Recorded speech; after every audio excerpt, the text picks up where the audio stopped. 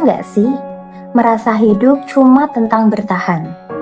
Gaji baru masuk, tapi sudah habis buat orang tua, buat adik, buat cicilan, buat kebutuhan rumah.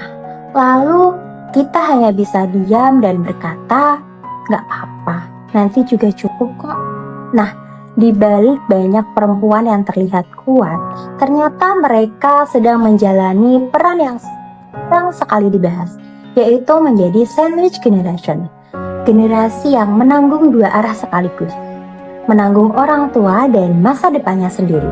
Dan seringkali perempuan ini ada di posisi paling berat.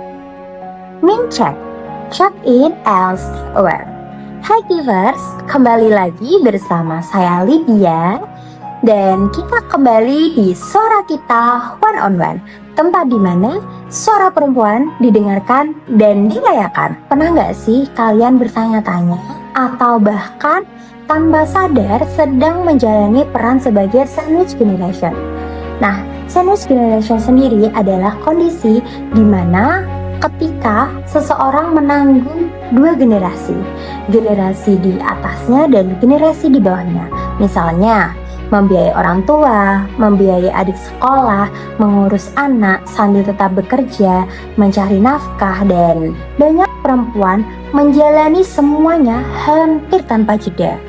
Nah, seperti halnya nih, pagi berangkat bekerja, pulang malam, masih masak di rumah masih menjadi tempat curhat semua orang.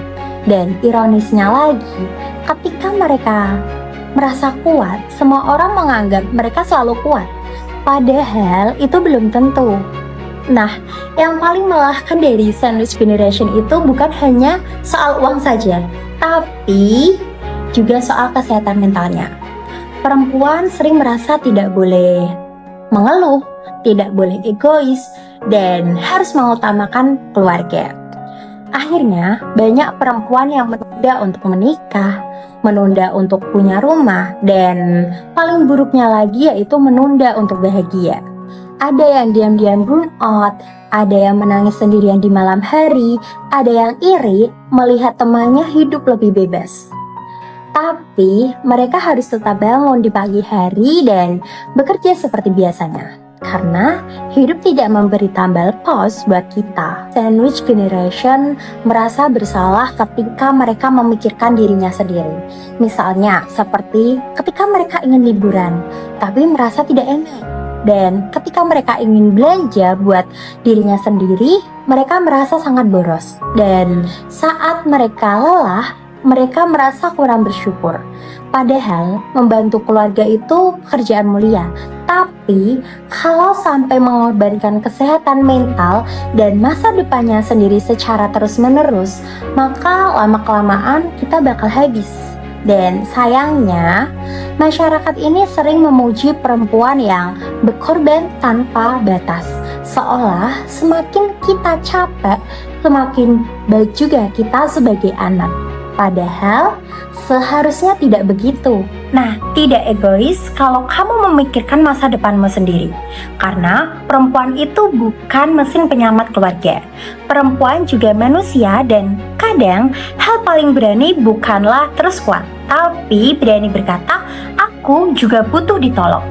Untuk semua perempuan sandwich generation di luar sana, terima kasih sudah bertahan sejauh ini. Mungkin hidupmu belum mudah, mungkin masih banyak tanggungan di pundakmu. Tapi semoga suatu hari nanti kamu tidak hanya hidup untuk semua orang, tapi juga hidup untuk dirimu sendiri. Kamu juga pantas bahagia. Oke Givers, terima kasih sudah mendengarkan episode kali ini.